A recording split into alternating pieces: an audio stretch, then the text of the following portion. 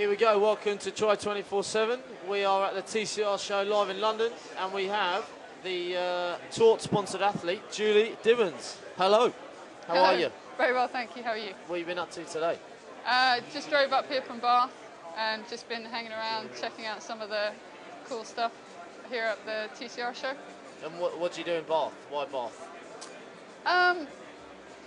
It's fairly close to where my parents was. I lived out in the States for 8 years and wanted to move back to the UK, and at the time that was the place where you wanted to be.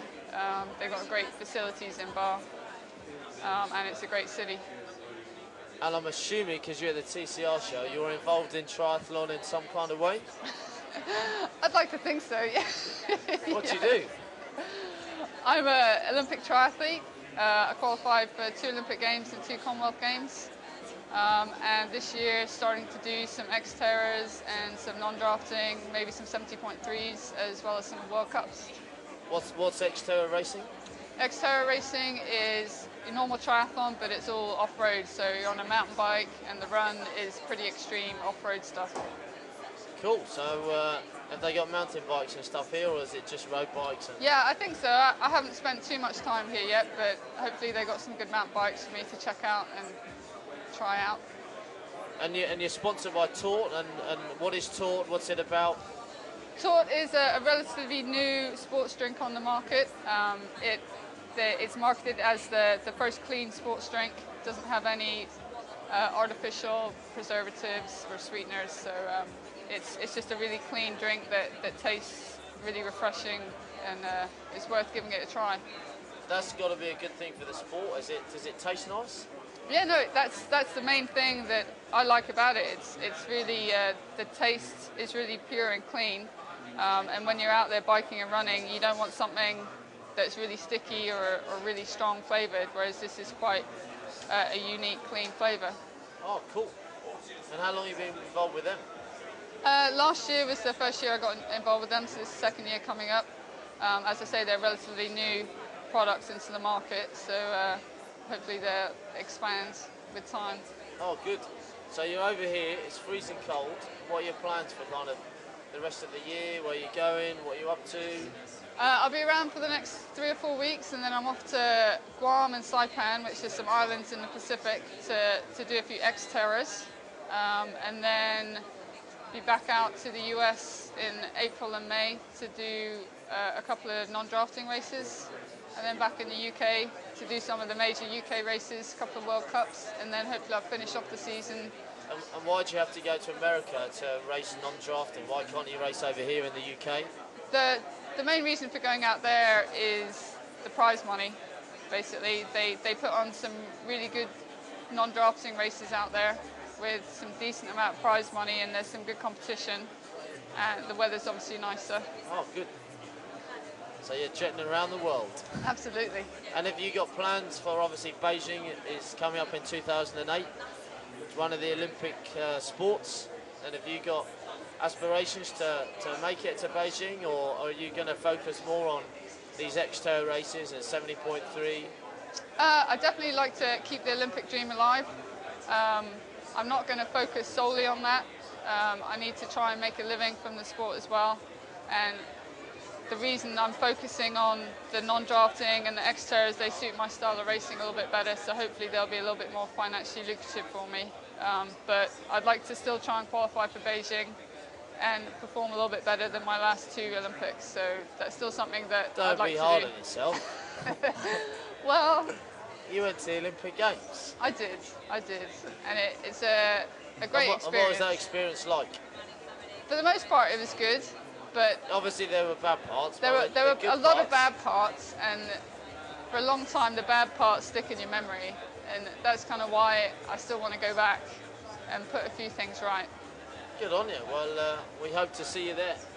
What we're going to do is just ask you a few daft questions now. I wouldn't expect anything less.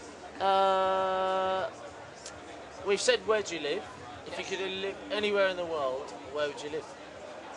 I probably live in Boulder, Colorado. Because? It's right near the mountains for skiing and snowboarding in the winter, great mountain biking in the summer, but You've also got some flat terrain, and it's just a beautiful, clean city, and it's great for triathlon as well.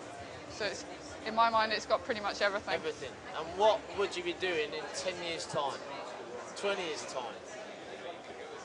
Hopefully, Mike and I will have a family, have a few little nippers running around. Many Dibens. Yep. And I'd like to be still involved with sport in some form, whether it be triathlon or not, I'm not sure. But I don't see myself. Or... Yeah, probably coaching or mentoring, advising. And do you do any of that at the moment, or? I've just actually started getting into a little bit of coaching to help pay the bills. So far they have, but it's early days yet. Well, you've got a good pedigree behind you, so yeah, well, people will listen. And I think that's the main marketing tool is that I've kind of been there and done that, and hopefully people will want to hear my thoughts and advice. Well, we're going a bit deeper. What is it that you most value in your friends? In my friends? That's assuming I have some. Well, yeah. No. It's Mike, your only friend. I thought you were my friend. No, honesty. They have to be honest. They have to be fun, comical. Good sense of humour. Those are the things that probably stand out. Be able to have a good time. That's what it's all about.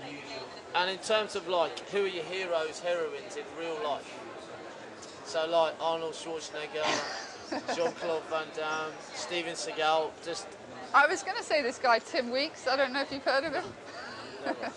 No, most of them will be sporting heroes. So anybody who's been really dominant in their sport, so like Lance Armstrong, Tiger Woods, Paula Radcliffe, all those guys that are really dominant in their sport and just really determined guys or girls. Oh, good. What item couldn't you live without? Live without? Okay, I'll start again. What item could you not live without? Probably my husband, Mike. Good answer. Okay, and linked in with that, what annoys you the most? Like room 101. People that are late. Really? That really gets on my nerves. I'm a very punctual person, and I can't stand it when people are late. People are late for no reason. Are you a romantic? February 14th is approaching. It is. It is. Have you got a holiday planned for Bahamas for Mike? No, I haven't. I like to think I'm a little bit romantic. I'm not totally over the top, but we'll have a good time on February 14th. That's what we like to hear. What would your... we won't ask that one. What's your worst fault? My worst fault? To being super critical about Julie Dibens.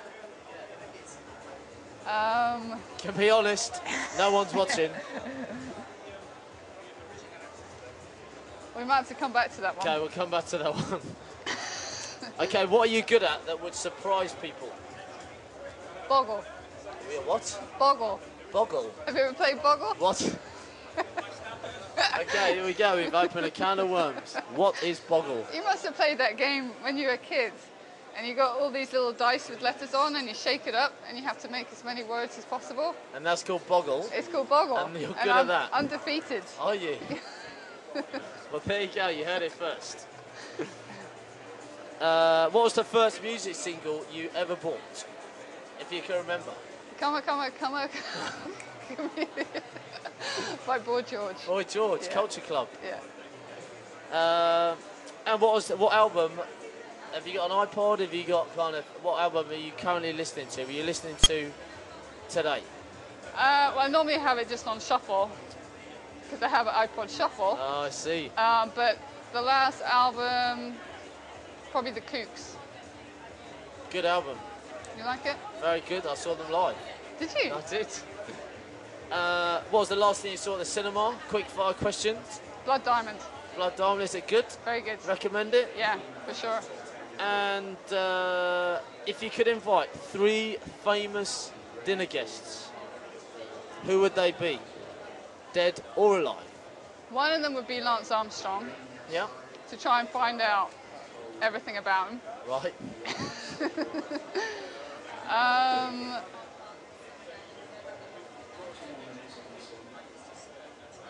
I don't know. Anyone. Tiger Woods. Tiger Woods, 2. You got one more. One more. At the moment, it's all men. Does that mean I have to have a woman? You don't have to. Someone inspiring who's had a big influence on your life. Daley Thompson. Daley Thompson. And finally, what's your usual drink? And that could be any drink. Alcoholic, normal drink, milk. Diet Coke. Diet Coke. Yeah. And obviously a bit of taut in And obviously between. a bit of thought in between. Well, Julie, it's been a real pleasure. What we're going to get you to do, just to finish it off, Oh. we're going to get you to sign the magic table. We'll move the taut out of the way. Have you drunk all your taut? Not yet. You're going to join the... so far we've got Norman Stadler and Tim Don. Oh. Choose a colour, any colour. You're going to sign it before we... and we'll switch it round.